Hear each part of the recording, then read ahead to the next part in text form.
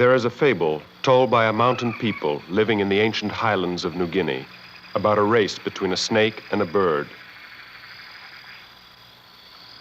It tells of a contest which decided if men would be like birds and die, or be like snakes which shed their skins and have eternal life.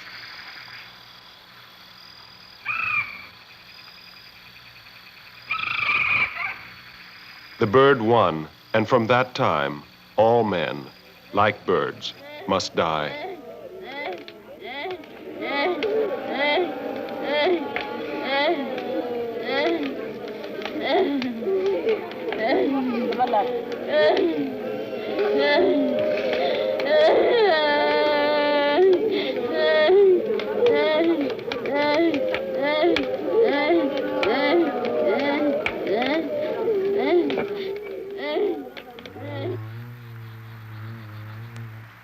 Among those who tell why men must die is Wayak.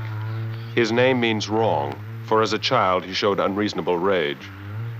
As a man he learned to govern his temper, and though neither very rich nor very powerful, he has the respect of all with whom he lives.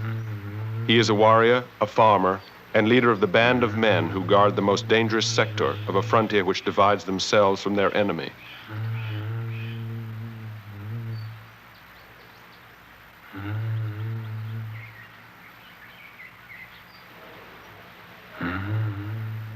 Often, while at his post, he busies himself with weaving, a task all men perform.